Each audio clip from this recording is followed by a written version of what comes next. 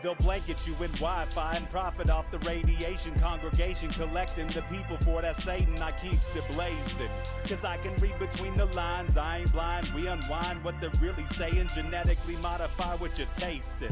Don't need that cottage promise, so now you live up in your mom's basement. Redesign time so your mind is always wasted. Programmed to crave the basics. Keep the beta in stasis. Pay the state, kid. You're in debt for being born. Messengers are more than just the price for being warned. Don't be alarmed, disconnect from their machinations. Stop subscribing to the folly of own nations. Bone breaking ain't the answer, cause they seek the ownership of souls. Spread the seeds and watch them grow. Break the chains of control. Break the chains of control. Sweet eternal balance of all that is good, true, and beautiful, friends. Tonight on Rogueways, we get to dive deep with a fellow practitioner and teacher of the mystical, spiritual, and soul-level truths that hang about our experience of this universe, awaiting our awareness and deepening interaction with all that is us.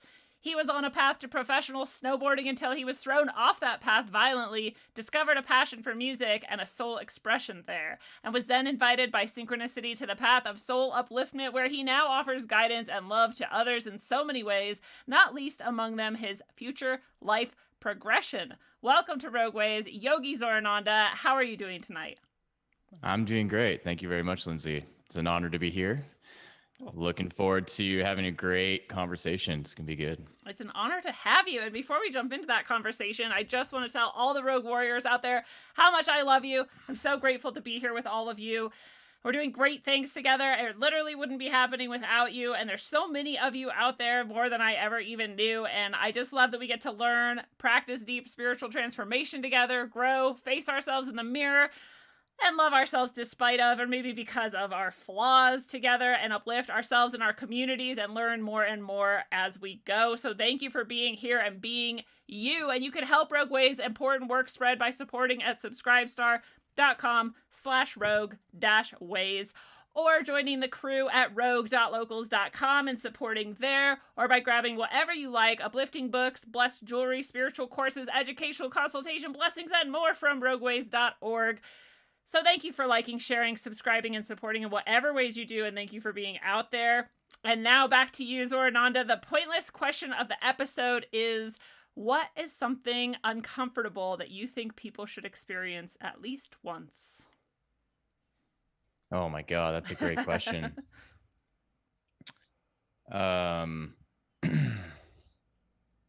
Something uncomfortable. Holy man. I was like, they should work in a kitchen. Oh yeah. You know, like there's a really just practical one. Like, deal with what it's like to be a food worker in a kitchen on like a busy Friday night. That's what everyone should do. In my late teens and early 20s, that's what my profession was. Yeah. It's humbling. Humbling. It is. Oh my God. The Saturday night dinner rushes. God. I do not miss them. It's like mind shattering. I was like the dishwasher and the prep cook, and they were like, you got to move up to even just cold side. And I was like, no, I'm not doing that. Like, I'd rather make less and stay over here where I'm safe. Yeah. I was a line cook, and I was working at a place called Moxie's, and I basically learned like everything that you could on every station.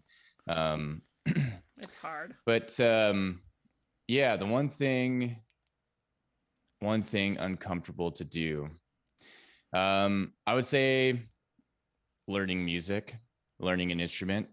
It sucks. It's really hard. And it's like can make or break whether or not you want to endure all the changes that happens. Like, especially if you're learning guitar.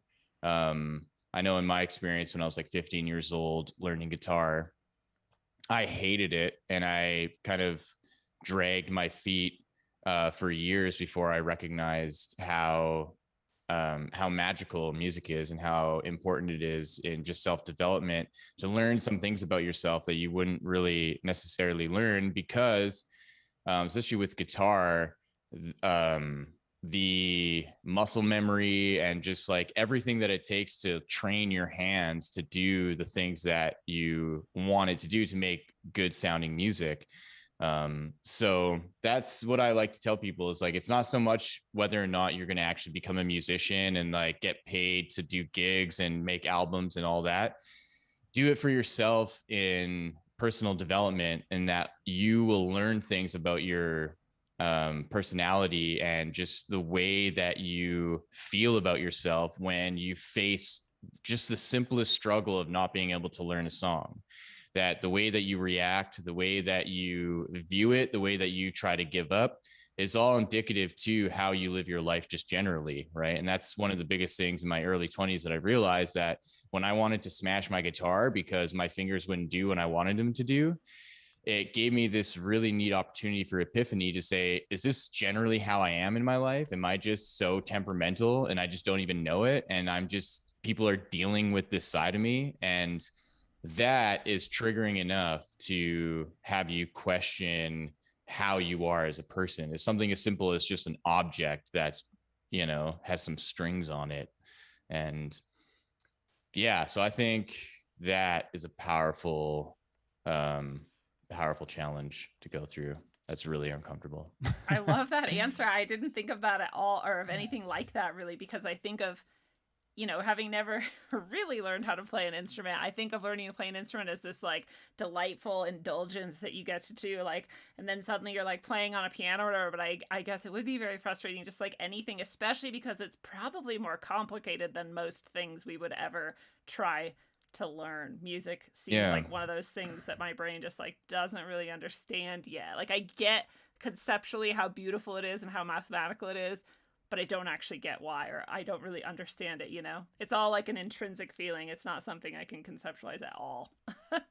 Yeah, well, we're really good at isolating the hemispheres, right? Either like we are just doing tasks that are logically orientated, or we're doing just tasks that are just creative, like art, like painting, right? Like anyone can just take some paint and a paintbrush and paint. You don't have to really think about it. But music actually brings the two together, right? So you're not only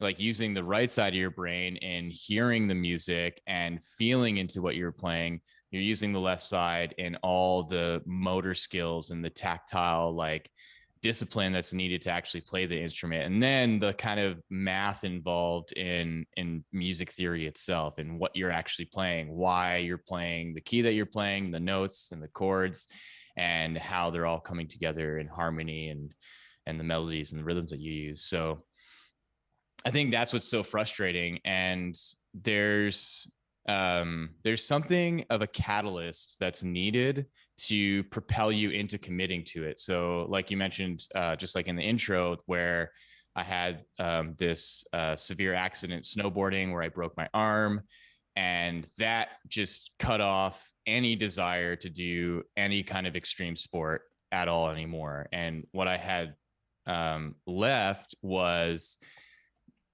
playing guitar and playing music that I neglected for wanting to become a pro snowboarder at a young age, right? So there was this catalyst of transition where the guitar was there as a means to propel me into a new life in a safer way where I didn't have to risk injury, right? And I literally thought that to myself. I look back at my childhood of wanting to become a soccer player, a skateboarder, a snowboarder, and seeing all the injuries that I was having and getting from such a young age, to then having music and guitar and realizing that it's never going to hurt me. I'm never going to be in a position where I'm going to like break my neck or break a limb. Like the worst is going to happen is the string is going to snap and I'm going to like, you know, it maybe will hit me, you know? And so it was such a relieving feeling to look at this object and see the potential and the goodness that is going to come about. And it really helped just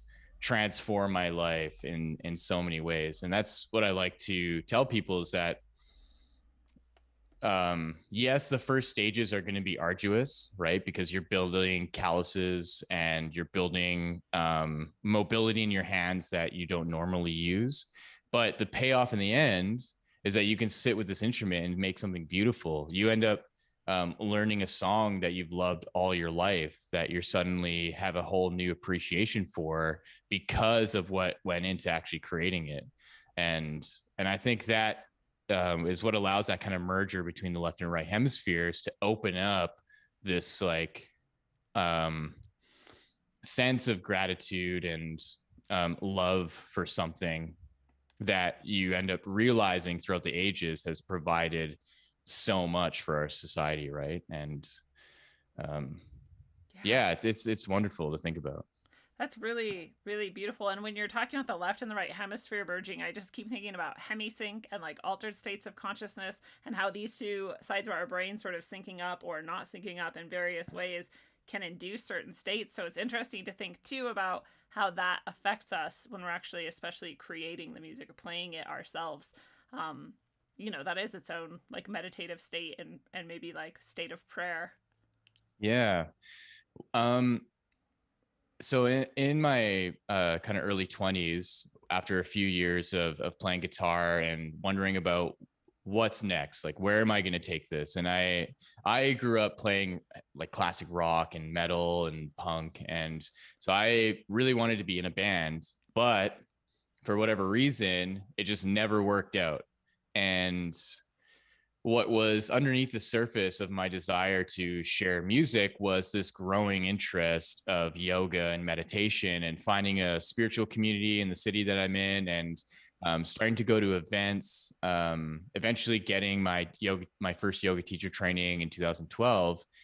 And what started to weave into this new world of yoga were opportunities to actually play guitar in yoga classes. Ooh. And how I started to develop my like skill and talent in music was to kind of drop away the like obsession around learning like other people's music and starting to just really hone in and focus on how can I just tap into the moment and just improvise and provide this like music to fill the space so that the people who are practicing yoga can really go deeper into their practice as well. And so I really started to focus on music theory and learning everything about my guitar in a way where I can just literally sit down with it and I can just play and I don't have to think about it. And what that ended up leading into was that kind of meditative experience with yoga, and really feeling how I was interconnecting with not only my guitar, but with the teacher teaching and with the students practicing, and then providing just like a magical experience. And I remember there's one particular night where I was just sad and emotional. I just was going through these things with a woman, and I was supposed to go to the 9:00 yoga class to play music. It's like a yin yoga class. And I just wasn't feeling well. I just didn't know what I wanted to do. And then I just spontaneously got up and was like, you know what, I'm going to fucking do it. Like, I'm just going to do it. Like, I need to get this out some way. And it immediately started pouring rain. Like as soon as I got up to go, and I was just like, oh, you got to be kidding me. So I, like put on my jacket and boots and stuff, and then ran out to the bus stop to take the bus, but missed the bus. But then a taxi cab came around the corner and I jumped in the taxi cab, and I had like 8 minutes to go like 20 blocks, and I just like make it in the nick of time. And that class was the most powerful class I've ever played in ever, because like at first, like I felt like uncomfortable because I'm feeling all these emotions and I'm trying to connect and I just can't really connect. And I just thought to myself, you know what, like this is for me now. I'm going to play for myself now. And I just let all that emotion come through, and I totally zoned out. And I don't even remember what I played. Even moments after that class, I just totally zoned out. And I just knew that I was just playing the most beautiful music. And people came up to me and they're like, how do you do that? And because the class is an hour long, right? And I'm just improvising the whole thing. I'm not even thinking about anything. And that to me was the indication that my kind of journey in music is a little bit different.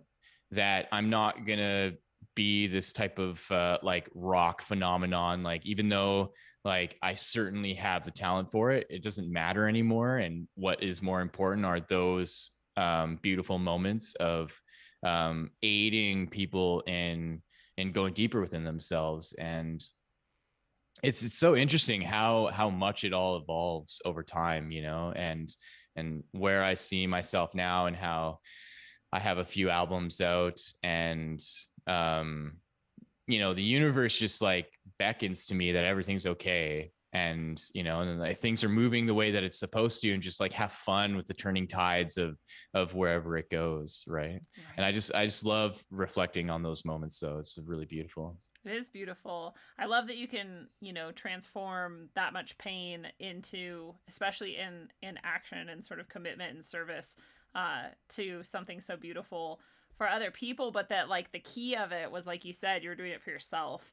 Mm-hmm. Because there's this weird, it's always a paradox in like everything about a spiritual path.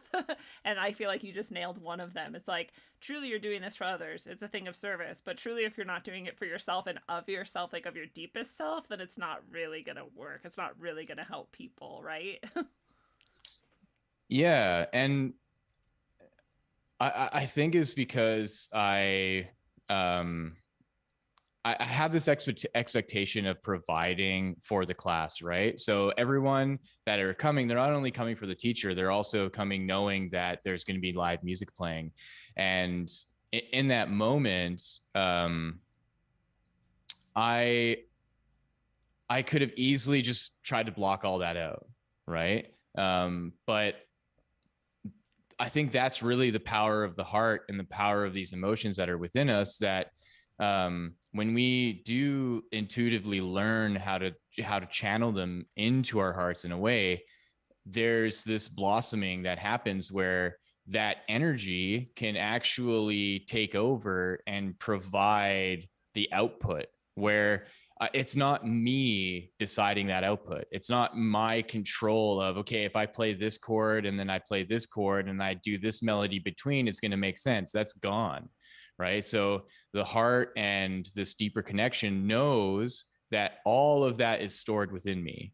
The heart knows. The heart's like, yeah, I know. You just spent the last 10 years playing music and learning all this shit. You don't need to have to try to figure it out logically. Just let me play it.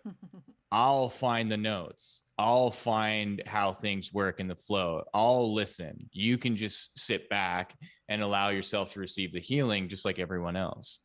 And I think that's a hard thing to do when there's so much emphasis on the talent part, right? There's so much emphasis in our world of music of like, how good is this person? And we just like place so much merit on the person, right? And that's why it made sense for me to no longer desire that, and to go into this realm of like, I just want to tap into this thing deeper within me and just share it. And it was, you know, it was really great. And yeah, things have evolved to provide different opportunities, but I think that's something that, yeah, I really look forward to getting back into more, because it's just so wonderful. That's really cool. The genuine authenticity, I think, is a key piece too, right? Like, we talk a lot about how you have to be kind of radically honest, or else you're not really going anywhere. You maybe even are going backwards or going deeper into a hole you dug for yourself. But the more radically authentic and present and genuine you can be in that, like, you weren't trying to like hide it. And you're like, okay, yeah, I'm a wreck right now. Like, who cares? So here's where we're going for it. Like, that I think has a lot of power to it too. But like you said too, this idea of like taking a back seat, where you're like, I'm just gonna get out of the way and let whatever's happening happen. And especially powered by that energy motion of our emotion. This is like the perfect storm of beauty. So has that happened a lot since then? That sort of flow state of being just really in that moment. This is a key turning point. Yeah, I think what I like to call it as is the mystical rhythm, and that there's really no control of it, and I've just surrendered to like when it comes out. You know, I haven't done classes like that in a while, especially over the last 2 years. But when I play for myself, that's what I get into, right? So I'll have times where I just like sit with my guitar and I just allow myself to play and I feel into what I'm playing. And that is the how do I want to say it? Like, that is what helps me continue the relationship with the guitar that I have, right? And then I don't have any worry around it, because I know there's this expectation in the world of music, especially if you want to be a professional musician, that you're practicing every day and you're doing these specific practices. And then if you're not maintaining, you're going to lose this like certain level of talent.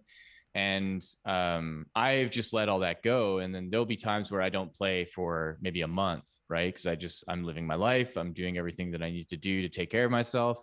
And then I just have the moment to sit down with my guitar. And then I give it the attention that it deserves, as if it is a living being. And it's in those moments where this beautiful music comes out and suddenly I'm like, holy shit, I need to record this. And it ends up becoming songs that are in my albums now, right?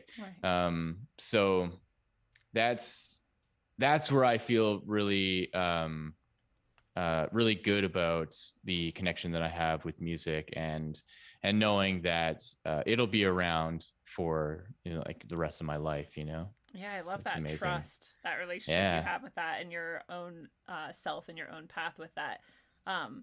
And surrender is a superpower. So I love that aspect of this. I think all of us have the various ways which we can bring forth this sort of flow state, or this deeper connection, or this, whatever you want to call that. And yours is the guitar, and probably other things. What else do you love to do, and what else does your practice take the shape of? Yeah. So, considering that I'm a yogi, it's a pretty large facet of my life, of my practice of meditation, and just like the philosophy around just all that yoga is. I also really love gardening. I grow tobacco. Wow. And yes, music, gardening, yoga. Yeah, and I'm also an author, obviously. So, yeah, I really, really love writing, and these are just all things that have been in my life all my life, like ever since I was a child. And I'm finding now, like coming into my just like early 30s, that there's this blossoming happening of the last like 20 years of my life of taking on these things, and seeing the time that it's taken to really mature into what it takes to share these gifts and talents. And yeah, and so I see just like the balance and the harmony of all of it, and knowing also that I'm still at the beginning of all of this, right? And just being humbled by the community that I'm entering into, and knowing that yeah, I can share what I know wholeheartedly, and with as much truth and authenticity as I can, but also recognize that I'm still learning too. Right. So even when it comes to guitar, that there's still so much that I need to learn. And that's just what helps me surrender into that kind of like humility, that this is a lifelong practice and it's going to be ongoing for the rest of my life. But I can still be an advocate towards being a teacher.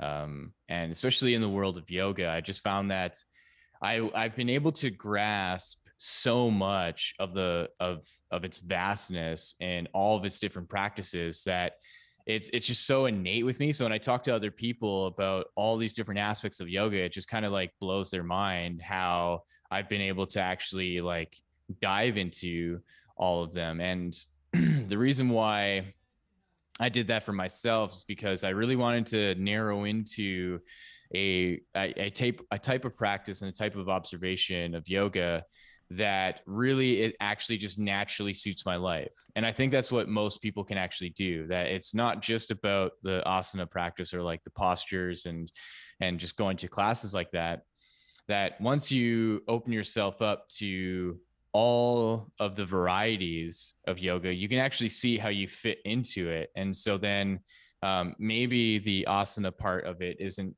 what you're excited about. Maybe you just like, you don't want to be doing vigorous exercises all the time. But contemplation and reading and study is like really up your alley. You love reading, you love getting into things. And so you can look at Jnana yoga and the yoga of wisdom and knowledge, and look at Ashtanga yoga and the Niyama Svadhyaya, which is self-study, right? So you can package this together of like, oh, I'm a yogi of self-study and knowledge and wisdom. And then you can just dive totally into that and read all the books that you want to read and really tap into that like part and talent of yourself that is really innately attuned to studying and looking into things. And you can see how you're a yogi of that, right? Where like on my side, I'm a karma yogi. It's more innate for me to do selfless acts for people, just for whatever reason, right? So then I can plug into that and I can see that I'm this like karma yogi, and that I can find fulfillment in helping people spontaneously without actually having to give it a second thought. It's just that to me is how divine or divinity flows in, right? That yoga is this catalyst that allows you to plug into divinity. If it's through self-study, it's through asana, it's through karma yoga, it's through bhakti and singing and devotion. But then what I found for myself is that I also have this knack to plug into all of them, that I can go into bhakti yoga and sing kirtans and bhajans and like really get into the singing and really feel it. I can get into self-study and reading philosophy and psychology and science, and also get into the asana and the pranayama and stuff. So there's something about me that I can encompass all of it. And so that's where I'm motivated to be a teacher of it, right? Just then it just makes sense. I'm not just a student practitioner. There's something else that's like, okay, you can grasp this now. Here's an outlet for you to actually share it and teach it. Which is its own selfless act as well. Yeah. I love that, because I bet maybe half at least of the people listening were just like, wait, what else is yoga? What is he even talking about? Because there's such a broad understanding of yoga as a thing you do in yoga pants in a room full of mirrors with a group of like 40 people, you know? There's not a lot of understanding that yoga, if I'm not wrong, literally means like practice, right? And there's all sorts of areas of your sphere of self that you want to practice in, and your body is just one of them. And like you said, there's like the chanting, and there's the studying, and there's I didn't know about the karma yogi, you know, and I'm sure there's whatever all you just listed. I don't even know the words, but I at least had that understanding that there was other aspects of yoga, and I think a lot of people don't. And it would be cool to talk about each one of those a little bit for people to get a deeper idea of them, you know, if you'd like to. Yeah, for sure. I'd love to. So essentially yoga is an umbrella, right? And if you were to color each section of the umbrella, you can divide yoga into different categories of how people fit into the practice of yoga generally, right? So yoga just simply means to unite or to yoke together. And so the main practices of yoga that are like kind of traditional from the last maybe like 500 years or so, but you know, people like to extend the timeline to thousands of years, whatever. So you have hatha yoga, which most people are going to be familiar with if they go to a yoga class and they see it on the schedule. Jnana yoga, which is spelled like Jnana. Gyan just simply means wisdom or knowledge. Then there's bhakti yoga, BHAKTI, and that's the yoga of like devotion and love and its practices. I'll go through the practices in a second. Then karma yoga is like the yoga of action. Karma just literally means action and to do, and it's like selfless action. Then some of the newer ones are kundalini yoga, which is similar to hatha of being like you're seated and you're doing some kind of like just in the moment physical action of an exercise. Then there is Ashtanga yoga. So the confusing thing about Ashtanga yoga is that what most people know it as is the yoga from Patabi Joyce, and it's like the 4 series like yoga where it's like you start with series 1 and you do, you know, all the practices in that, and you work through to become this like super flexible, crazy strong, like it's intense, like what these people can do. But that's not the original Ashtanga yoga. So that name was taken by Patabi Joyce, and originally it's a system that was created by Patanjali like 2000 years ago, because he also has like his sutras. But Ashtanga yoga means 8-limb path. Ashtanga, ash, like ashta is 8, and then tanga, limb, path, right? Or 8-limbed yoga.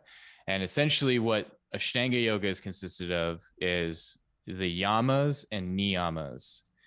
And those are the like do's and don'ts. Like if you're going to take on the yogic path, you start with what are the do's and don'ts and the things that you want to avoid and the things that you want to take on, right? And there's 5, it's like the 10 commandments, right? There's like 5 yamas and there's 5 niyamas.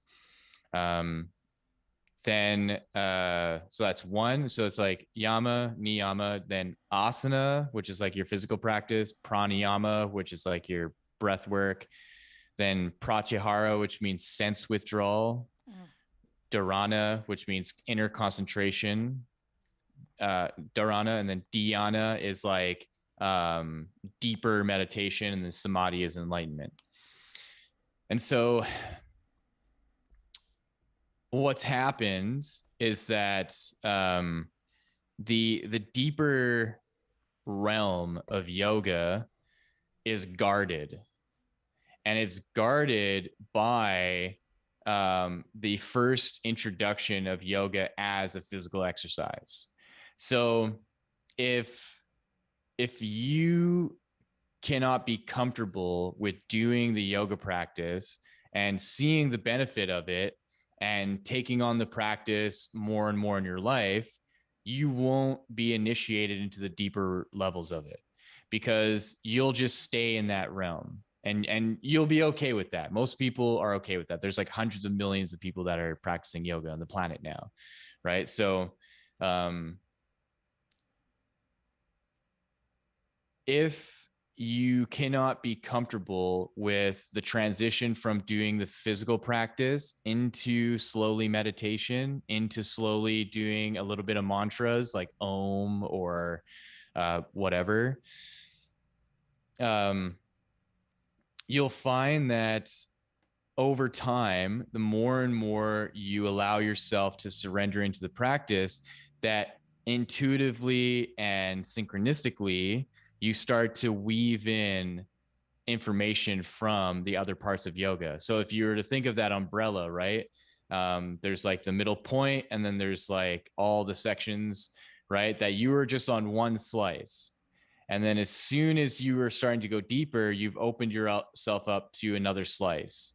And then eventually opening yourself up to more slices and more slices. And all of a sudden you see the whole umbrella as a whole thing. You're like, oh, wow, yoga is like a vast realm to explore. This isn't just like some things on paper, right? Like this is me, this is unity. It's actually unity consciousness. And the way that I'm navigating it through it is by taking on this information that's coming in. If it's, the Wisdom of Yoga book, or you start finding books from yoga teachers and yoga masters, right? Because that's going to be your best outlet. And and that is what's going to help actually develop into what type of yoga you want to practice, right? Because then maybe the asana part isn't really what you want to practice, and then you find bhakti yoga and you're like, oh my god, I love singing and I just like love sitting with people and like meditating and like this is my jam, right? And you find like Ram Das and Krishna Das and like suddenly you're in that whole realm, right? And for me, what it's happened is that I went into all of it. So every single slice I dove into, and I found teachers that really focus on each one, to the point where I got to that like middle spike of the umbrella, and where that directed me to something called Kriya Yoga. And Kriya Yoga is like the original yoga. Like that stems back thousands of years to the not yoga lineage. And like that is the discourse into higher states of consciousness and actually navigating consciously into those realms, right? And that gets to a point where that's not for everyone, right? And so the individuals that are actually able to get to that point, enter into another realm, receive guidance and teachings from these like ascended masters, where to then be able to transverse this planet and to understand at what capacity that, like, say someone like myself can then teach yoga on like these different levels and these different scales, where there's going to be information generally for people, then there's going to be information for people out of that general populace that want to go a little bit deeper and deeper and deeper, right? And I'm just at the beginning of that. Like I can't say that like, oh yeah, I've been doing this for 20 years. It's like, no, I've been teaching yoga for 10 years or just about 10 years, but I'm still at the beginning of finding the individuals that want to take on this information, because it can be overwhelming, you know? So what I did in my book, Future Life Progression, is I turned it into a new kind of meditation system that I created, solely focusing in on the heart. Because I was like, what is the easiest tangible place that people can focus on, where it's not some like divine like deity, it's not like Shiva or Krishna or God or whatever, right?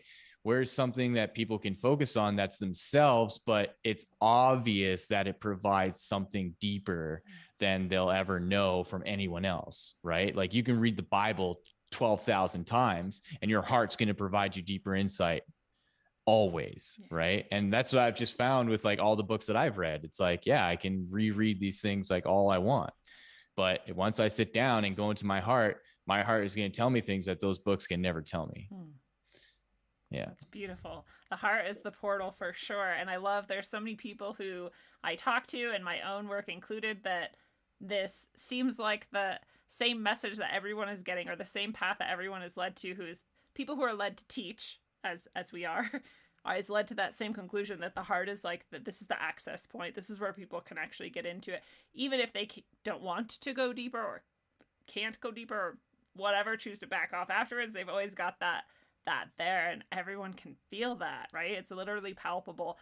So I love that is a common theme. But yeah, all those pieces of yoga, and to think about how they lead back, like you said, to this one central spike that is like very rarely come to or achieved, or you know, and that's really fascinating to think about too. And I think there's some people out there listening who probably are now tickling in their brain. They're like, well, I want to know more, but I wanted to say too, I lost it. Oh, I lost it again. It came back and then it went away. Oh, your humility, and that you know that you're just beginning, is just reminding me of, the whole Dunning-Kruger thing. It's like the more you know and the more you learn and the more of like an expert in your field you become, the more you know you don't know, and the more you're like, no, I still got a long ways to go. But for people who are standing kind of on the outside and looking in and trying to see what's going on, like, you still know a hell of a lot. You're still very wise and very knowledgeable. So it's just always interesting. But again, it's one of those paradoxes. You know, the more you know, the more you don't know.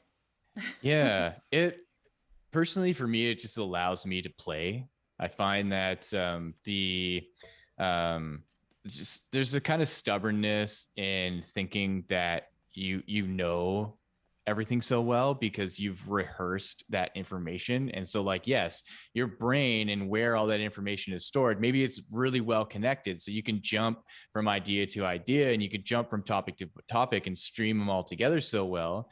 um, but I think that lends to just over time a stubbornness that like narrows your ability to actually connect with people. It's a And stagnation that also stops you from growing. Because you're yeah, like, I've arrived, I'm done.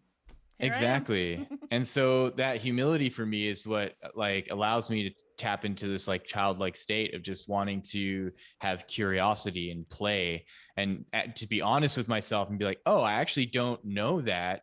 And wow, like I'm going to actually spend some more time in learning that.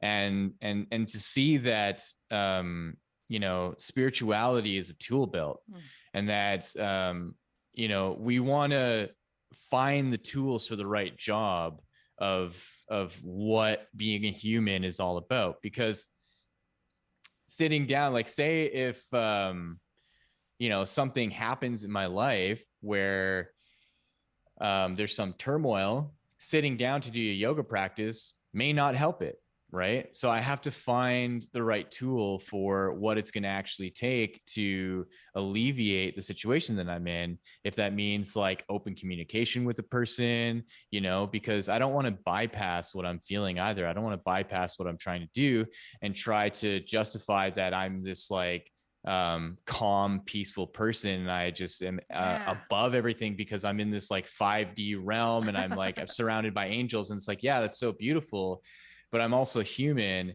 and there are circumstances out of my control always that are going to be a part of just the general learning lessons of being a human that I have to go through. And it's okay to stumble and be like, holy shit, I didn't expect that to happen. How am I going to deal with it? And then naturally in that openness, it's like, here is a tool for you to deal with that. Or someone comes into your life and it's like, here's a new tool to deal with that. And yeah, and then that just provides so much more clarity around how you can actually move forward rather than trying to cling to things that may have worked in the past that are irrelevant all of a sudden. Or to fear, like, oh, if I don't know how to deal with this, then I can't help other people, or I'm not as like no much of a teacher as I thought, or like whatever things happens to people's minds that make them ignore that or suppress that. You know, you can't lie. Like we said, you have to have this radical honesty actually and show up to exactly where you're at. And that's the best way forward. And I love that too, that this new tool could pop in then, right? And even if it doesn't like pop in right at the moment that you need it, you may like develop it on your own by going through it honestly. Like, oh, I didn't realize I could take care of things in this way or whatever. Now I have a new tool to offer other people as well. That's right. Yeah. I love too that this, like you were kind of describing, there's these entry level aspects of yoga, and if you can be comfortable with that and enjoy it, or if it calls you to move further, then you move further, and then you start learning these other things, and then you kind of move further and you other things and further. By the time you get to that spike, like you described it at the top, you're pretty prepared. Like there's all those did a really good job of like giving you what you needed for what you're going to do next, right? Yeah. And for me personally, that led into phenomenal experiences, just like mystical experiences that if I didn't follow the trajectory, even if it was sloppy at some points, right? Like it's not going to be a perfect path of, you know, how much yoga you're doing, what events you're going to. You just have to follow where your excitement is leading you.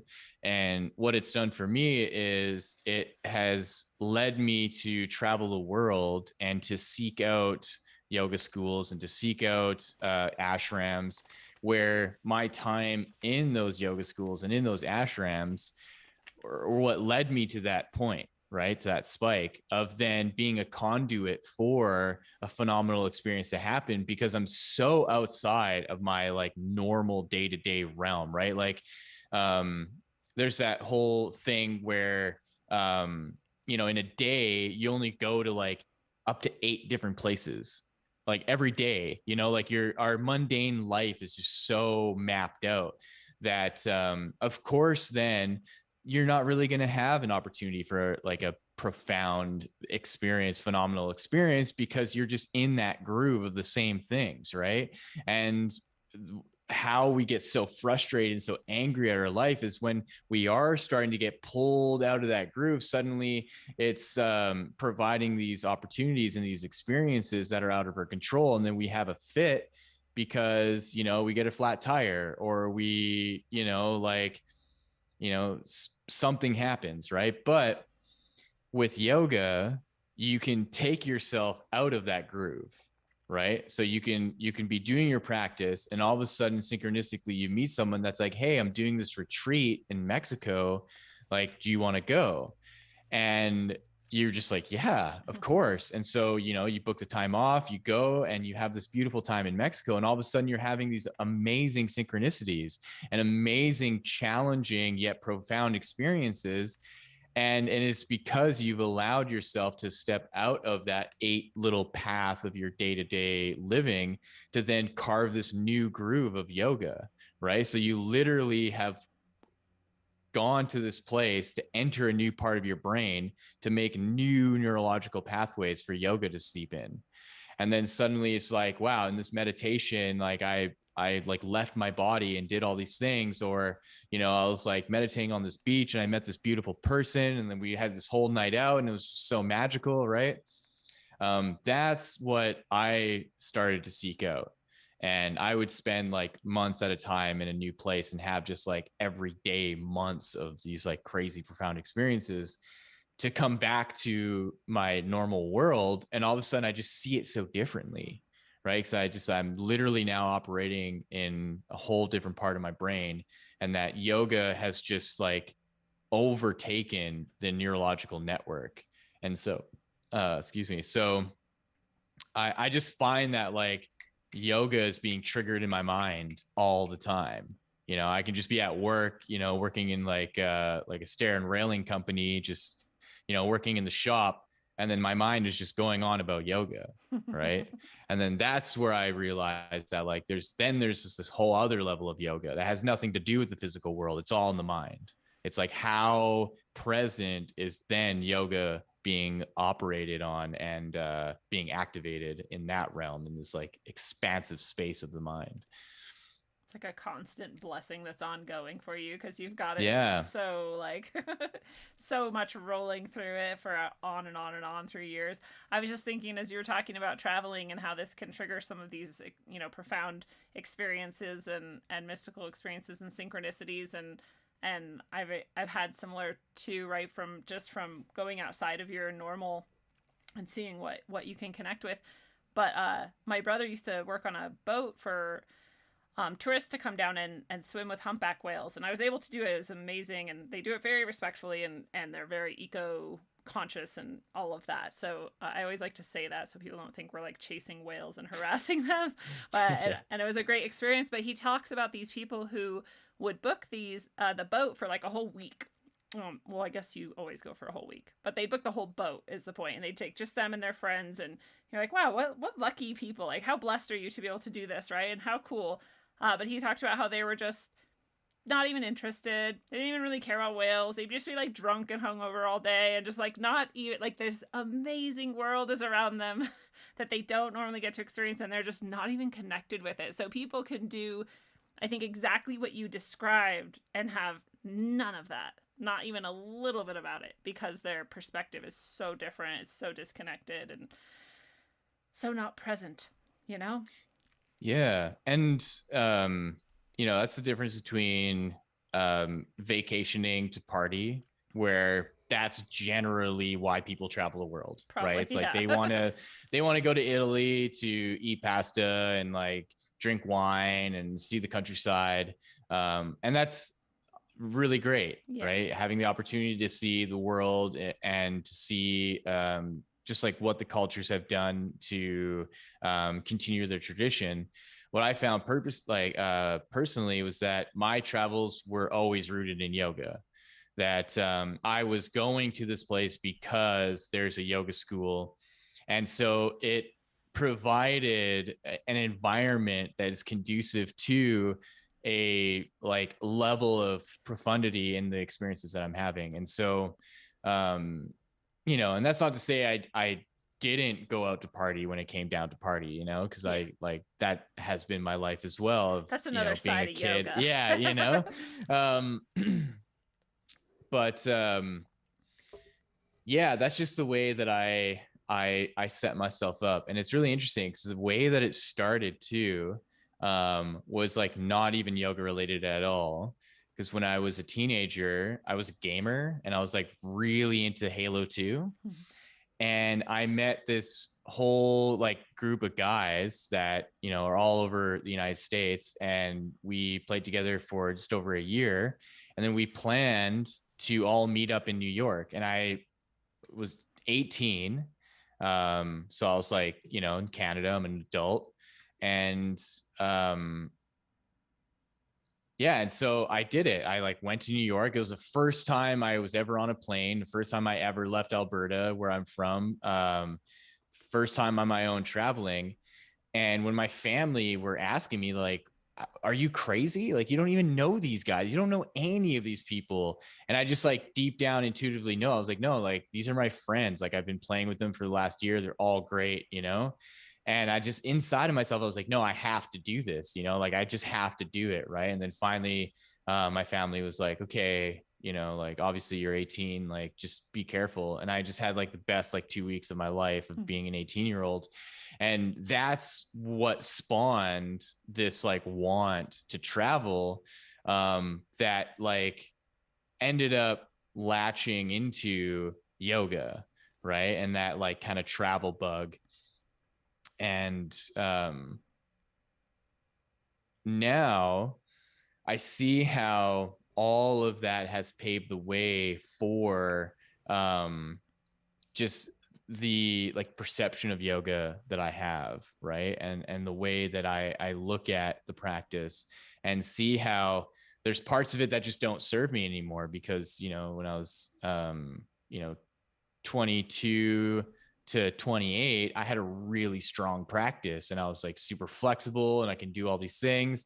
And then I ended up injuring myself because of yoga.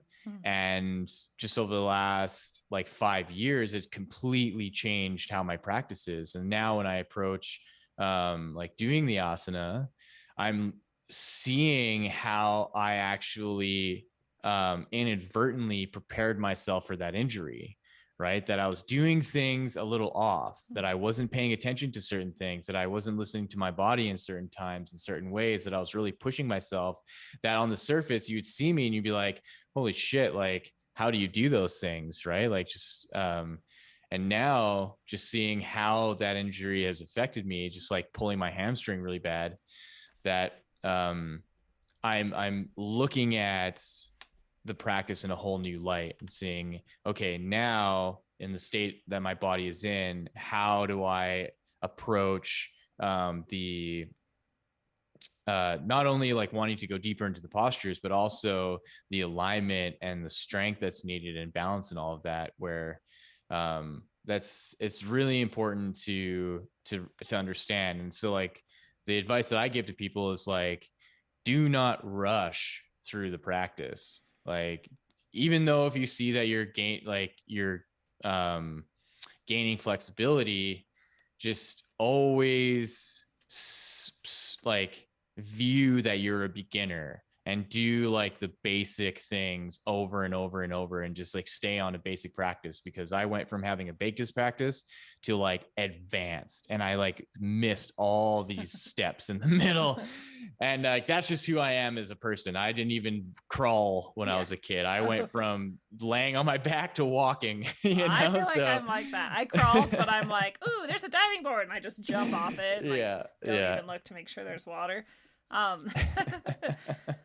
Just really excited. But yeah, that's a really important truth. And for me, it's very different because I'm not a yoga practitioner, but the relating to, you know, having an awareness in your body and having that more and more is something I'm still really bad at. But I just think about how I used to walk around like just seriously like all my muscles were just like clenched all the time, and I'm like, how did I do that? Now I'm like, you know, I'll notice if like one foot is kind of tensed. I'm like, oh, stop it. Why are you tensing that foot? Like, there's no purpose for this. Just like breathe into it and relax. And I have a lot more bodily presence. But, you know, the fact that I came from there, I'm like, this is where a lot of people are walking around. It's just like carrying all this tension energy and having no connection to that. Just like we were saying with the vacationing thing, you know, and like being drunk right above all these whales that want to play with you and not playing with any of them. Like, you can just not have anywhere of your body at all.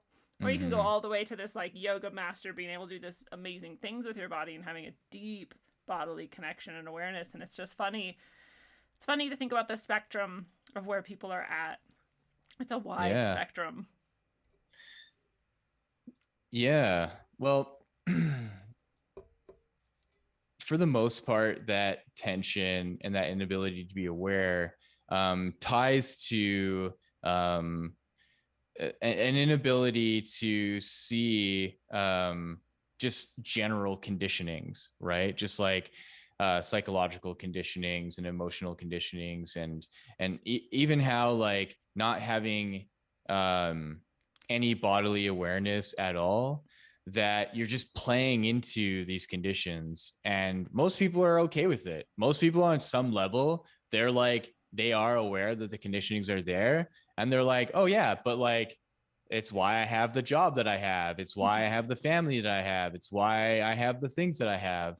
And that's on like the basic level of just being a human, that's fine, because we're in the world that we're in, and we're not on an island in a primitive state, you know, we're in society. And so there is a role that we play in having the house that we're in, like you and I and everyone else listening here, and like the books that we have and the TV and the movies and all the things, the cars.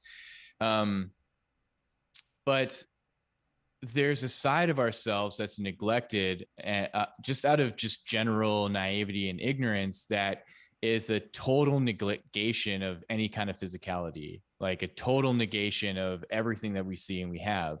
And going into that is scary because it seems to be guarded by death, right? It seems to be guarded by this thing that says, if you go into this, you're never coming back, right? And at first, it's like appears as this like bottomless black pit. And we just like want to dive into it, but we just have so much hesitancy because we think if we're diving into this pit that all of a sudden we're going to lose everything that we think we are. But what yoga is it's the light that shines into the pit, that illuminates the realm in which that pit is.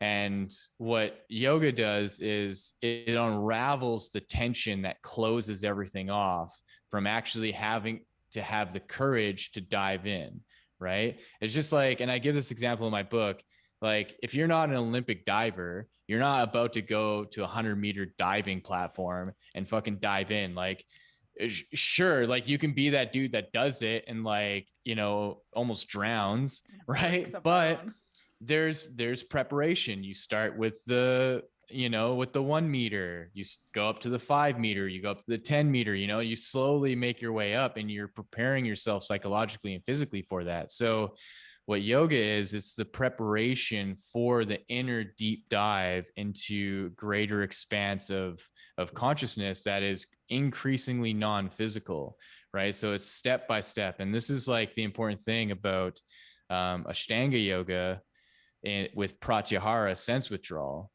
is that when you go through the morals and do's and don'ts, and you go through the physical practice, you go through the pranayama practice, then there's the wall that proceeds into, or the door that proceeds into the last part of the practice of sense withdrawal, concentration of the mind, meditation, and enlightenment. That all that you're doing with the yoga practice is actually preparing you to completely shut off your senses. And so that you are completely comfortable with no longer having any ties to your body, any ties to the personality and the identity and the biases of the body as well. And so that the whole thing can just shut down. You leave it where it is. the whole world around you takes care of your body, right? And so you can just step out of it but the thing is, you're not like stepping out of it, you're actually stepping into its center, like into its heart, and you're going deeper into it. And it's through that process you come in contact with divinity of a non-physical state, and you can be in that, and you understand and you realize that the realm around you suddenly is full of joy and bliss and unconditional love and compassion. And to me, it's like a literal realm of it. Like imagine, when you're at a pool and you're like just out in the open air and it feels the way that it feels. But then when you go into the water, it's very tangibly a very different place, right? Suddenly, like your movements are slower. You can't breathe down there. Like there's all these different rules that play into being in that world, right? So that's how the heart operates. So when you go into its space and you go deep into its realm of compassion, you are literally surrounded and you are compassion. So you don't have to think about being compassionate, you just are. So the effect of coming back into your body is that there's this like an off gassing, where suddenly you're just off gassing compassion. You don't have to think about it. And then the people that you interact with, they just feel good around you, and they don't know why, but you know why, because you were just like bathing in this pool of compassion for however long you were meditating for. And then you came out of it and you're like feeling refreshed. It's like, going to a hot tub or a sauna, right? And you come out into the cool air and you're just like, oh my God, I feel so good, right? It's the same thing. You're going into this realm of compassion. You're coming out and you're like, oh my goodness, I get it. I get how to be loving. And then you just go off on your day and you just go back into that part of your brain that goes, okay, I got to go to the store. I got to get groceries. I got to go do this. I got to go pick up my dog. I got to do this. But it's all now matched with compassion. There's this underlying current in all of that now that you weaved into your just daily mundane thing. That's why, like, I like to say with my book, it's like, I would love a plumber to read it. I would love just like everyday people. Like, I'm not expecting these like yogis that come out of the forests and be like, oh my God, finally, like this book I can read. It's like, no, like I just want regular people to get to know how to get into their heart. That's beautiful. Yeah, I really wouldn't come back though, so I don't know if I should go there. Be like, hey, bye guys. Yeah, that's the thing, right? And I think that's why there's like a kind of a buffer to it, where like the intelligence of the heart knows you so well that like each and every person that got this like little hit of this like immense joy, that like, fuck no, I'm not ever coming back. Like this is way better than anything I've known. And that's why there's like this there's this like capacity where your heart knows like, okay, you're only allowed this amount of time in. The next time you do it, a little bit more. The next time, none at all, because you got to learn the lesson of like attachment, right? Because there's so many times where I've had this like profound experience in meditation, and then the next day it's like crickets, and I'm like, what is happening? Why can't I'm doing everything that I normally do? Why can't I get in there? And then the heart would be like, yeah, not today. Yeah. Come back some other time. You need a break. Go take a walk. I'm glad you addressed that, because I have similar things where I'm like, I don't understand why sometimes this isn't like working or happening. And I just had to realize like, oh, it's all happening for a reason. And it's either it's not because I fucked up or did something wrong. It's because it's just not the right time or space, or there's not the right reason, or there's a different way that it's going to happen this time for whatever. And it's always true. It's always true. It's always true that exactly what is best is what happens for me. Do you want to share any of your amazing synchronicities or experiences? Or I have a couple other things actually I want to ask you about too. I don't know where you want to go. How about ask me some questions, and if that maybe we'll inspires a story. I was wondering, because I feel like sometimes I feel like there's a really good role for plant medicines, and I feel like they're important for a lot of people at a lot of times in a lot of places, but I also feel like in general they tend to be abused or misused, and that there's like an aspect of like shortcutting or trying to shortcut that like like you said about skipping that middle aspect of yoga, that like that actually injured you, and then because you weren't really prepared. And I wonder Yeah. what your take is on those, you know, whether it's mushrooms or ayahuasca or even marijuana or whatever, what you think about that. Yeah. So all of that has been in my life since I was a child. So I started smoking cannabis when I was 12 and still do. I have a way healthier relationship with it now than I ever have. Um, and same with mushrooms. I've been, it's been uh, a focal point in my life. And I did a lot of research around them. So, like when I was a kid, like when I was 16, I did mushrooms like a couple times here and there. But when I started to get into my 20s and I was like really getting into all this work with spirituality and meditation and yoga, that I started to look into how psychedelics are a part of the journey. And what I learned for myself is that um, a psychedelic trip with the proper set and setting can equal to months and months, if not maybe years of meditation, right? Um, but that is subjective. And I found it was subjective, particularly to me, because I was seeing that when I do psychedelics, I immediately feel an advancement. I really feel myself tap into something, and I really see the synchronicity of all the sacred geometry that I see within my mind, and the overlay of it into just like my kind of visual hallucination.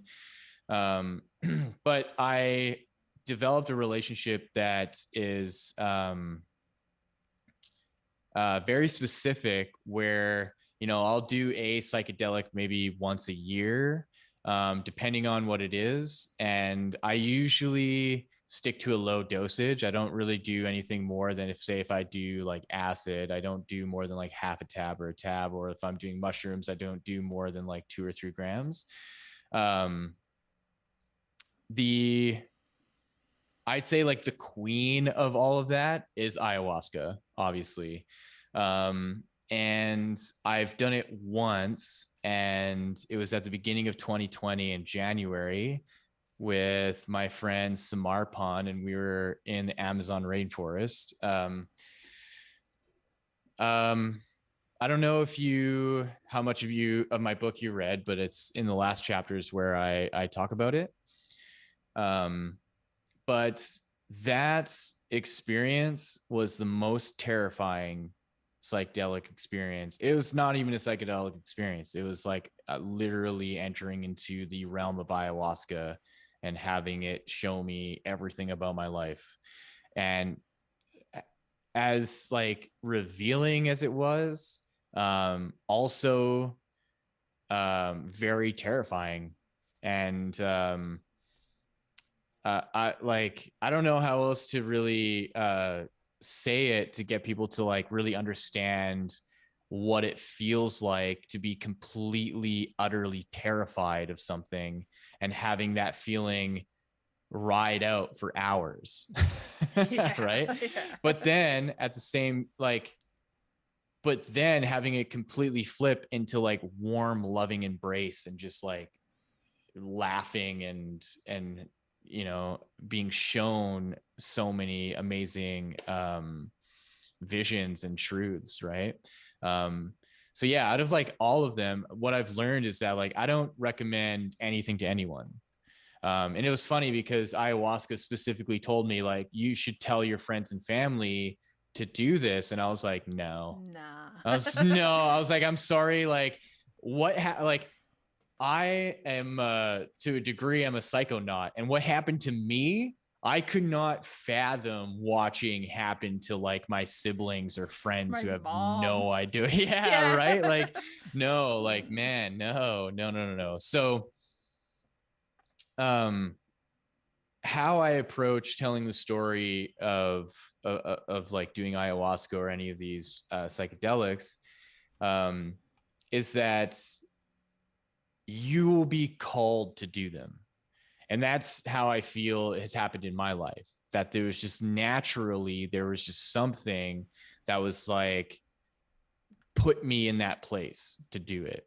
And it worked in tandem with how I chose to travel for yoga, right? Like how I chose to go to Thailand, to this island, and I have all these experiences from that like the psychedelic comes into my life in a similar way, and it puts me in contact with something within myself.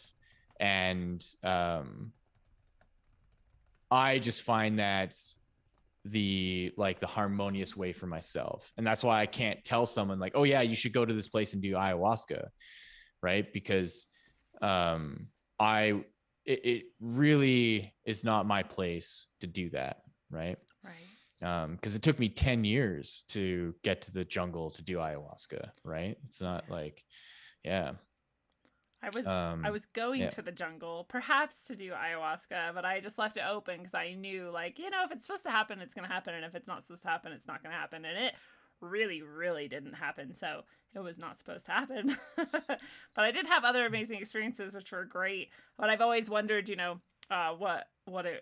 if I would do it. I know I would do it if I felt truly called, but I don't know that I would ever go seeking it, because I understand just how terrifying and utterly, you know, different it really is from all the others. Like you said, it's the mother of them all. And so there's a lot to that. But I wonder if you think the same, because I wonder about sensory deprivation in the same way. I'm like, is this kind of a shortcut? And is it like too soon if you haven't practiced all the steps to do your own, you had a different term for it, but sensory resistance or something, whatever you called it.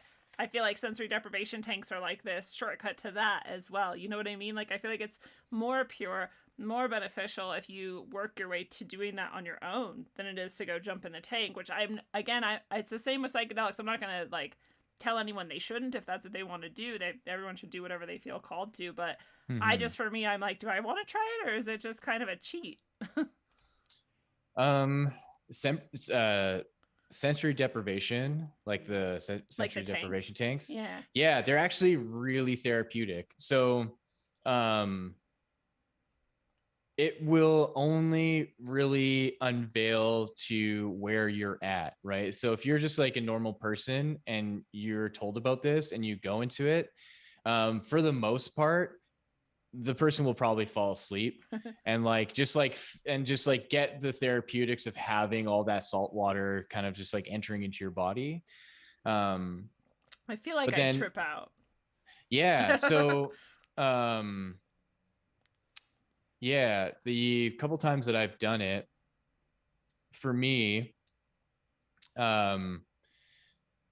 didn't really get into anything too profound. Other than just like slight deviation from my body into a kind of like slightly lucid kind of dreaming state, but not anything profound. And the way that I understand it works is with your nervous system, the balance between the sympathetic nervous system and the parasympathetic is that whenever the sympathetic nervous system shuts down and turns on the parasympathetic nervous system, your brain starts to process what you've held in within the sympathetic nervous system. So everything that starts to come up in your mind, it's doing that naturally. And so and so like an example of this is, say, like Thanksgiving, you eat like a huge Thanksgiving dinner, all the turkey, everything, stuffing, whatever. And then you sit down and then you're like falling asleep, right? So what's happened is that with the aid of obviously, you know, the chemicals that are in the turkey and the wine and stuff, but your parasympathetic nervous system is gearing up to digest the food. Your sympathetic nervous system is toning down. So the energy in your limbs is literally turning off. And it's directing energy into your stomach to digest. And then what ends up happening is you end up falling asleep, and then you have this like weird dream. And so the dream is actually associated to the purging of the sympathetic nervous system. And so when you're in a deprivation tank and you are just lying still, you are turning off your sympathetic nervous system and kicking on your parasympathetic nervous system. But you don't have all this food. You didn't eat all this food. And so you stay lucid and you stay awake, and you can actually witness how your body is processing all the energy from the sympathetic nervous system that it was keeping in. And instead of keeping it locked in the muscles and keeping it locked in the limbs, it's sending it into the spine, and it's sending it up through the central nervous system into the brain to then release out. And all of a sudden you have all this like trippy stuff that's happening. You know, you're processing all these thoughts. You're like, wow, I didn't fucking think of that for years. Right. And that's just actually a natural process of the body. And what I find with psychedelics is it adds like this whole dimension of visual acuity, right? And all the hallucinogenic just properties of the brain, right? It's really just tapping into the visual cortex of then seeing all these colors and shapes and beings and stuff. Yeah, so it's a little bit more forceful. Well, I'm about to do a 10-day master cleanse and then hopefully a 3-day water cleanse after that. So maybe I'll do the deprivation tank at like day 7 or something, you know, like when I'm like really deep in it, and see, because then it's not like not only not digesting at all, it's like been in cleanse for how long. Like that might be really cool. Oh my God, yeah. that is powerful. I just have to remember to do it actually. Yeah. Because I felt sort of called to do it, but I was just trepidatious. I saw this guy once go into one, and then when he came out, he was like, how long was I in there? And I'm like, dude, how deep of a trip do you go on when you're in one of these things? Like, I don't really want to trip that deep. I can do that on my own now. Yeah. Well, another component of that is like we're all slightly sleep deprived. And so we enter into a level of sleep that we're not normally getting, right? So it's either going to be like the deep delta or theta sleep, or it's going to be REM. And so that's actually really good too, right? So it's like it's a nice just like reset for what your body has been craving that you haven't been giving it, because you know, waking up at 6 a.m. for work and then going to bed at 11:30 at night, and you're only really, or you're not even falling asleep till like 12 or 12:30. You're only getting like 5 hours of sleep. And so that's another level of why the tanks are really good, and why like yoga is really great, because of that last like 10 minutes of shavasana, right? So you've done all this like, you know, intense work on your body, and then you lay down, and it just feels so good to just lay down and relax. And then suddenly it's just like you're in a dream, and you're like, what the hell is happening? And then all of a sudden it's like the teacher's calling you back, and it seems like you were out for 30 seconds, but 10 minutes went by. And then you forget the dream, and you're like, what the hell just happened? And it was just your body going like, okay, finally we can get the REM sleep, that, you know, we can catch up on the REM activity. That was actually my first breathing meditation sort of experience, was in a yoga class I did for a PE credit, and I was like 18 or something, and I was in community college, and at the end they did that whole like and breathe, and we were counting our breaths, and I like totally just relaxed for probably the first time in my entire life, and I was hooked. I was like, what is all this? I can finally help myself learn to sleep and all of this. Well, what do you think, or what is the maybe yogic view of entities and energies that are outside of us and disincorporated, uncorporeal, whatever, not in a body? Yeah. So in yoga, they're all illusions, and that the like true reality is the like divine light of divinity, like, or the divine light of all that there is.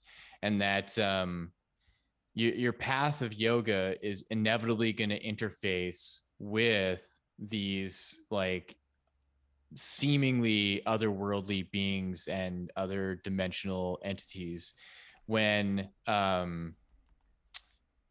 the point of being transfixed on divinity is to see that all of that is a part of yourself, and that you're just interfacing with these other forms of yourself that is divinity, right? So it's like this paradox that what we think are beings outside of ourselves is actually just a divinity that is reflecting off of us, that is creating these otherworldly experiences. And that it's our task to recognize that we are creating these entities and that they don't have any power over us, and that we bring them along into the divinity, right? And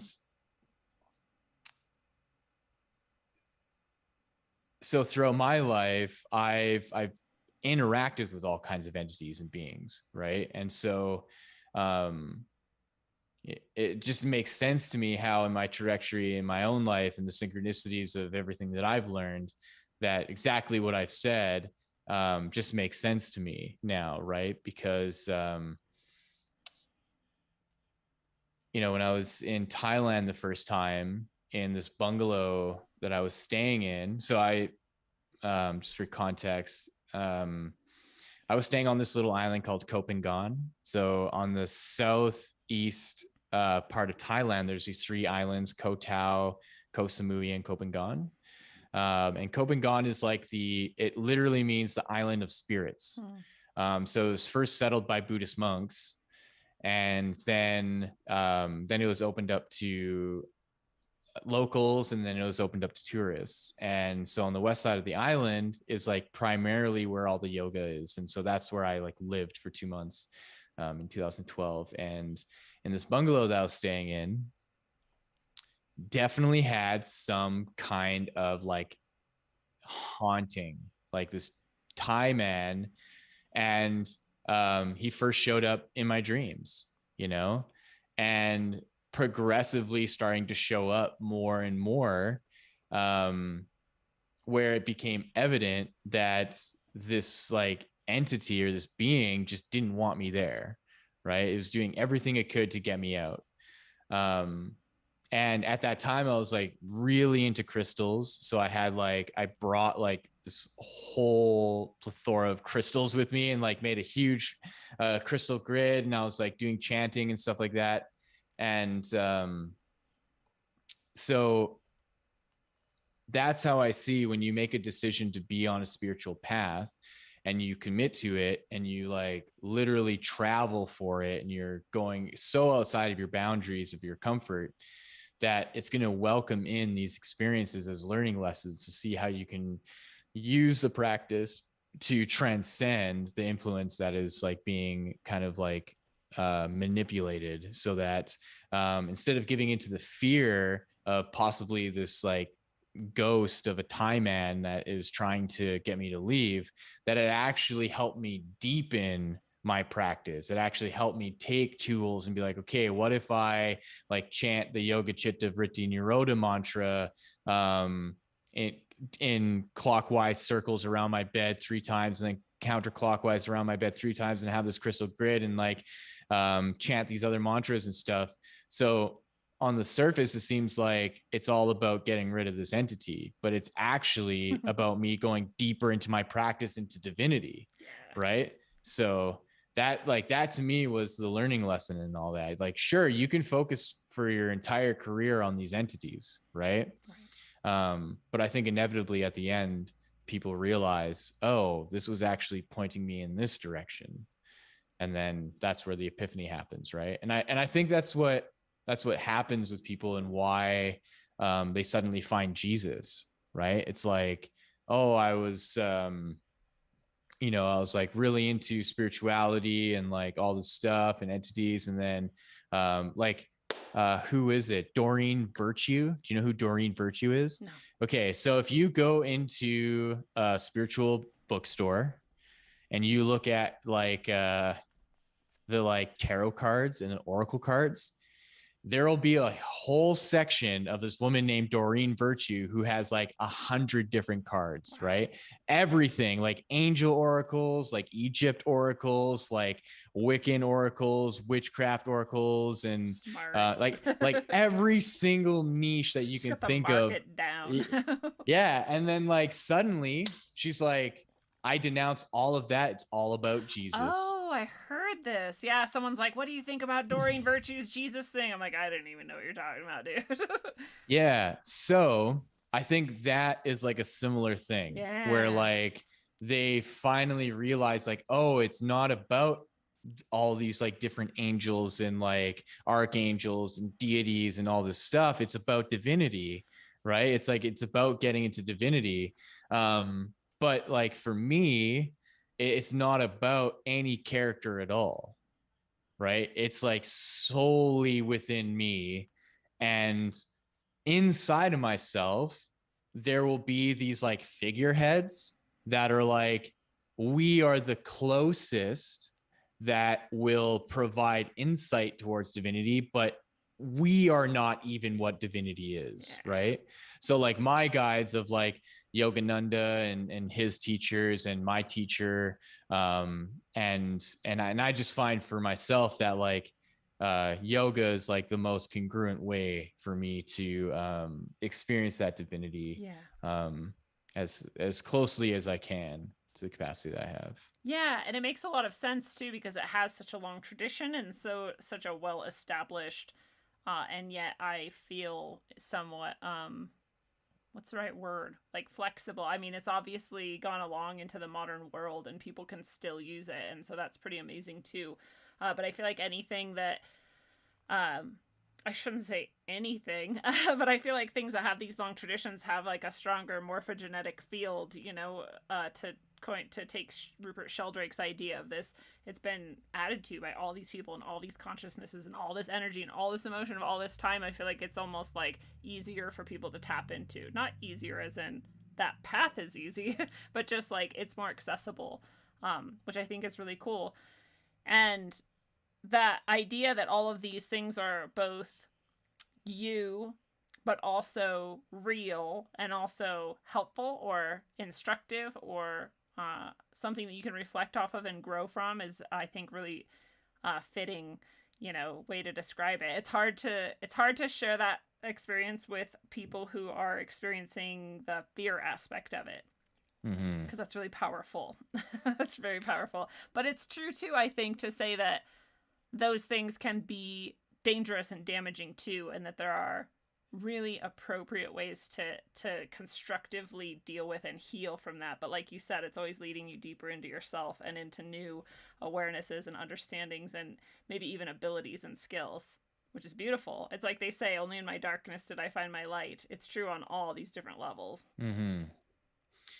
Yeah, and that's what I think is so beautiful about just the spiritual path in general, is it, what, regardless of what way you are going about it, if it is through just like typical religions or neo-spiritual practices or yoga, that I think in each one of them there's an opportunity to figure out for yourself what it means to be in contact and presence with what is divine. Right. And so that's why I don't ever subscribe to belittling anyone's like personal preference in what religious they're in, because it's serving them, and that's why it's there, right? And like the obvious problems of like the mainstream religions, right, that we're seeing come up more and more in the news, and like just terrible things that are happening, doesn't actually affect personal religious experience. And I think that is an innate quality of humanity, is that sure, the institution is corrupt, right? You have every opportunity to leave the institution, yet still have the spiritual practice that has allowed you to be a better human being for yourself and for others, right? And that's the thing that I was taught from my parents growing up as like Orthodox Serbian Christian, is that in Serbia they take on Jesus's recommendation of like not needing the church, that it's like you don't have to go, you like your home is your church, your backyard, the earth is your church wherever you go, right? And so I was fortunate enough to have parents that were like, yeah, just like love the people around you. That's what it comes down to. That is church. Yeah. Yeah. And so what I found so relieving with yoga is that even though there are ashrams and that there are places of worship and that there's studios to practice out of, there isn't an obligation to be there for practice. Like if you just look at how many videos there are on YouTube that you can just like immediately get free yoga, right? And that there is the specific implication that you're actually supposed to do it on your own, hidden away. Like that's the whole role of the ascetic in yoga. That's the whole role of the Brahmin. It's like no, go off into a cave, be by yourself for 12 years. No religion on the earth is saying that. Yeah. Christianity, Catholicism, they're not saying, oh yeah, okay, a prerequisite to being anointed by the Son of God is that you have to be on your own for 12 years somewhere. It's like, no, they're like, no, you can't do this on your own. You have to do this here with us. Yes. Right. And that's the difference with yoga. It's like, here's a beautiful ashram and it's just open, and it's like, yeah, come when you want, leave when you want. It doesn't matter, just like, yeah, just, yoga's at 5 a.m., every day, and it's going to be there. That's perfect. Right. Yeah. Yeah. It really fits my free loving self as well. But I really, as much as I also would like to not degrade anybody's path, I do get upset about the people who live only in 5D and suppress reality and are like, I'm not that. And I'm like, well, you really are that. You really are a physical human being still. Sorry to like break your bubble. And then that, like you said too, of saying, oh, I'm not the one who needs to go off in the mountain and find myself and go deeper and whatever. It's my master's going to do that. And I just have to listen to them when they come back. And I'm like, that is cool. It's like you said, it's still an entryway. It's still a pathway. It's still providing you with what you need. But I'm always like, well, where does your journey come in? Like, when are you going to do this for yourself? But I'm all about empowerment. Maybe I need to back off people too and let them do whatever they want sometimes. Yeah. And, we all play a specific role, right? And for some of us, there will be the availability to comfortably play that role, right? So say like the difference between you and I is that you may be actually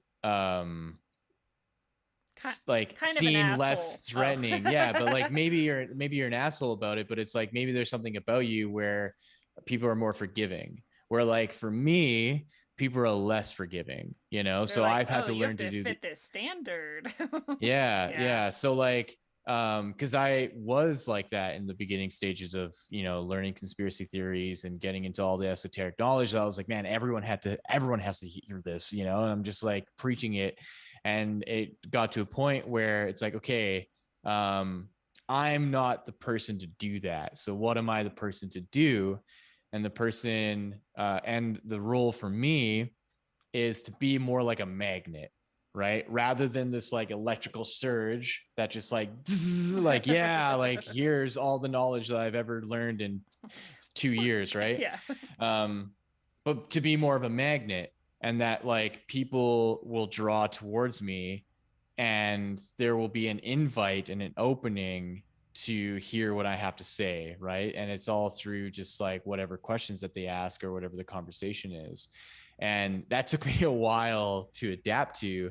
And now I just feel there's like a potency to it that is actually attracting more for me than ever before. And it's what kind of got me to this whole community of podcasters through like Mark and Sam and now like you, Lindsay, and doing a podcast with Brandon soon. So that's where I found that the inner work and the depth of my practice is helping me see that to be more of a stronger magnet is what's allowing an unfoldment to happen. Yeah. Yeah, I'm learning that balance as we speak, actually. There's something Hmm. where I'm like have inside of me where I'm like, these people aren't honoring me and they're not seeing me and they're not and then I'm like, oh, I'm not doing that to myself. Yeah.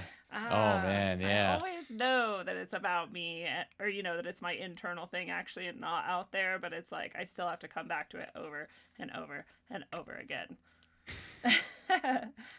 Well, let's talk and we'll sort of start to close down. But I know we touched on sort of the news and the bad things in the world and how really scary it is for some people. But what do you think is the kind of biggest hardship that we're facing, or the biggest lack that we have that's sort of feeding all of this horror? Well, I think all of this has been always going on. Um, and with the advent of technology and the internet, we are seeing the extent that humanity has been brutalizing itself. And so, what I've realized is that this really neat synchronicity occurred in 2020, that over the last like 30 years, maybe 30 to 50 years, let's say the start of Woodstock up until 2019, is that you've all of a sudden you had this like growth of music festivals, right? So it starts with like a hippie music festival, and then it goes into like bigger and bigger concerts and just like metal festivals and rock festivals and blues festivals, and then it turns into like spiritual festivals, yoga festivals, meditation festivals, like music festivals that are EDM, but then they're spiritual based, like Envision in Costa Rica. And so then all of a sudden you have millions of people around the world who are traveling the world going to all these festivals, and they're literally entering into these like temporary villages, right, where it's like a totally different world. It completely operates in a whole other way, where you can be a person where you show up basically just with yourself and some clothes and some toiletries and a tent and a pillow, and you barely any money, and yet you're completely taken care of, right? So I just, and then all of a sudden 2020, boom, all of that ends. It's like unanimously all festivals stopped. You got to think of it like, it's, to me, this is just like profound. Thousands of festivals ended. Millions of people who had a life of going to these festivals and spending weeks or months at a time in these like paradise utopias suddenly ends. And what I think that actually leveled us up into is into a new state of deciding total compassion at all times. And so, regardless of what we learn about the brutality of humanity now through the internet, is that we went from it's okay to be compassionate here and not compassionate here, because we're going to go to a festival where we can be totally compassionate and we can come back to our world and just be like, blah, this sucks, right? I can't wait to go to my next festival. That suddenly all the festivals end. And then the world now is like, okay, just be completely compassionate at all times. It doesn't matter where you are anymore. It doesn't matter if you're going to go off to a festival or if you're going to be here. The goal is 100% compassion. And I think that's what's creating the divide, is because people are not wanting to do it. So they're joining tribes. They're like, well, no, I don't want to be compassionate to the liberals or the conservatives or the vaxxers or the unvaxxed or this or that or whatever, right? That is just like, no, stop. Go into your heart, 100% compassion at all times now, whatever decisions that you make, because you can only go best of your ability and who you are and how you are. And that's okay. So if you have to make decisions that these people don't like, that's okay. I'm going to have compassion for myself. I'm going to have compassion for these people. And I'm just going to continue living my life the best that I can. And I'm going to see that that compassion is actually going to create so much more healing than if I were to reserve my compassion for this one moment where I go to a festival, or this one moment where I go to an event, or this one moment where I see my friends, or this one moment where I see my family. Now, no matter what, walk around as if you just have this like glowing orb of compassion that is just like bestowing compassion like a fragrance, you know, like you just squirted yourself with like rose essential oil perfume, and you just, people can't help but be like, wow, that smells amazing, you know? And that is, I think right now our hardest lesson, but it's going to be the most profound lesson. If you can just the simplest ways, just 100% compassion at all times. I love that description of that as like the level up and bringing this from like a closed experience amongst people out into the general public. And I've been talking lately about this. I always bring it up in the context of the gym. And when you were saying like some of us go to 8 places a day, I was like, I go to like 8 a week, maybe. I go to the gym is one of them, the store is the other, and the post office. Basically, I work from home. I do all of my classes and all of my work with people from home. And anyways, so I see my chickens and my neighbors, and that's about it. But when I go to the gym lately, I've been doing this thing where I'm like, all right, here's my, you know, basically ball of compassion, and I'm just going to let it shine out. And I'm actually going to actively like add like a message from source, from God in it. And I'm just going to say, I love you. You're doing a great job. Look at you kicking ass. Look, all of us here are just so rad. Like, aren't we so cool? We love ourselves enough to be doing this for ourselves. You're doing so good. And I'm just like pushing that out the whole time. And people are like looking at me, and they're like staring at me, and like people are like walking towards me looking at me. And I'm like, maybe I should like tone it down a bit. But I love it because I'm like, they feel it. It's like you said, it's like a perfume. And they're just like, what is that? You know, and I know somewhere in their psyche, they're like receiving this message, like, I'm loved. I'm doing a really good job. Like, I love myself. And I'm like, yeah, this is like guerrilla love bombing, but for a good cause, not to then tear them down and put them in a cult. So I love that. Do you think that's the sort of answer, you know, of where we go from here? And if so, what kind of hopeful things do you see happening around that give you hope for the future despite all of this? Yeah, I think it certainly can be the answer. I think it's the simplest, and I think that's really what we need. I think we tend to overthink and overanalyze and complicate things, where simple day-to-day compassion can really cause a resolve, right? And it seems to be coming from a higher level of being, right? And I stopped feeding into the narrative around the apocalypse and the end of the world, because when I look around my world and where I am,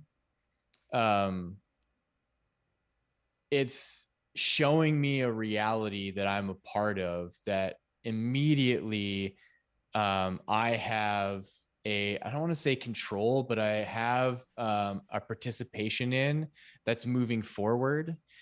And I trust that process, you know? And I realize now how easy it is on social media to gain clout based on information that you're putting out, and how that there are people who are like doomsday prophesizing all this shit, and they're gaining a following.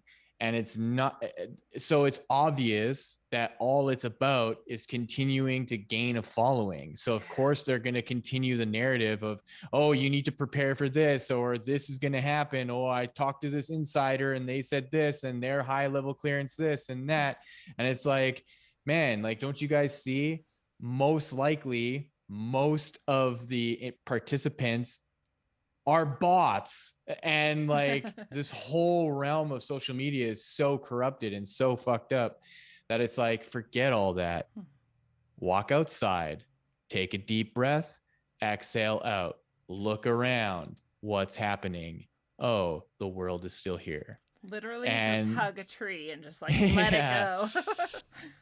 Yeah, you know, and it's like, yes, I see the merit of like being informed, you know, like, yes, you want to know what's going on in the world. But to what degree is that manipulated?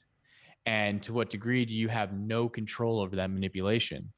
And so the best thing that you can do for yourself in having any slight control is by choosing not to participate in that discourse.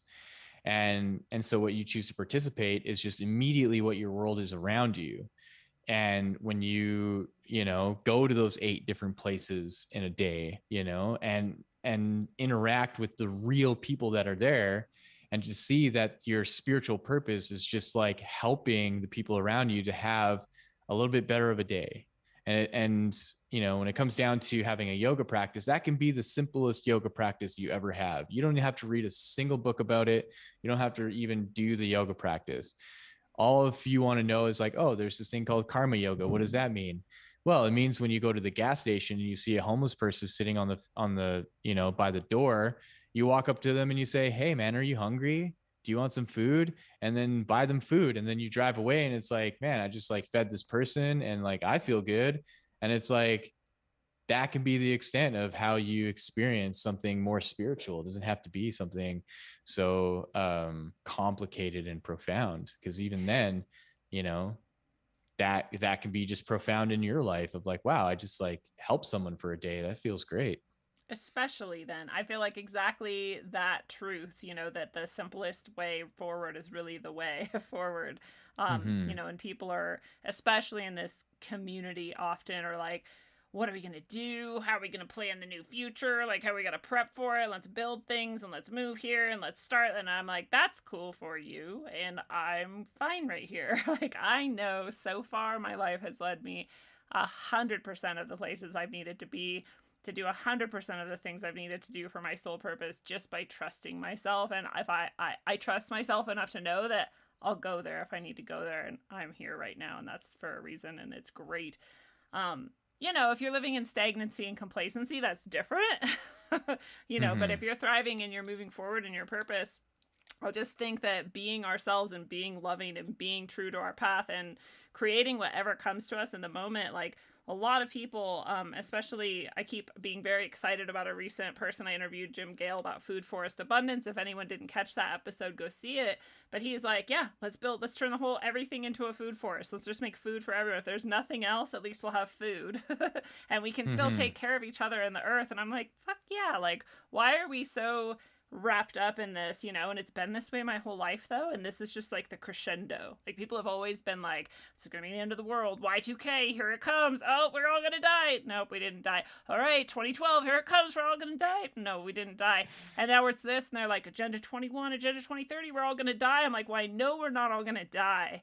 It might be real rough if we don't get, like really clear on what we want and what we value, and not forcing humans into situations that they didn't choose, and loving people enough to let them choose, and all of those things. But it doesn't have to be complicated. We can just create what we love, create abundance, create connection and community with each other, and let all the rest of that be whatever it is. We can't control it otherwise. Well, let's get finally to where people can find you, how they can connect with you, what you can offer them, how they can get your book, or anything else you'd like to share with them. Yeah.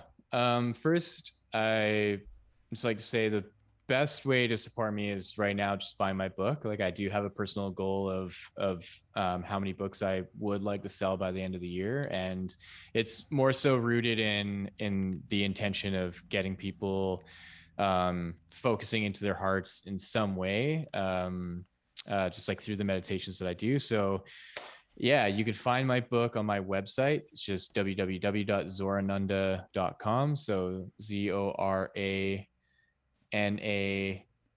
Oh wait, how am I spelling this? Zorananda. I'm so used to saying Z, so I'm like trying to also say Z to appeal to more American people. So I just want to be mindful of that. Yeah, and then I primarily post on Instagram, yogi.zorananda.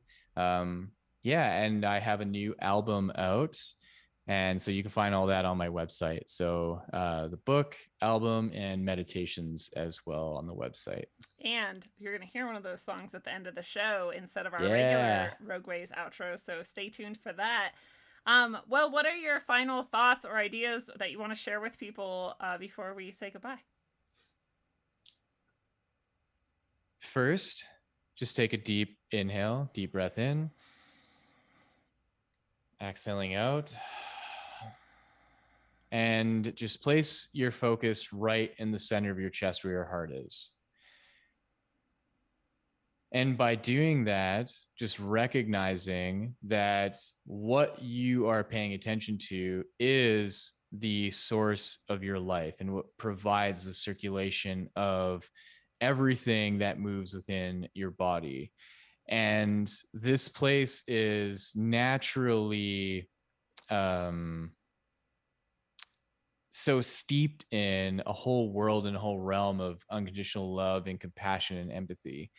And so the more you can spend time focusing in your heart, the more that you could develop a relationship and a friendship with your heart, the more it unveils to you its truth and beauty and that entire realm that it is contained within.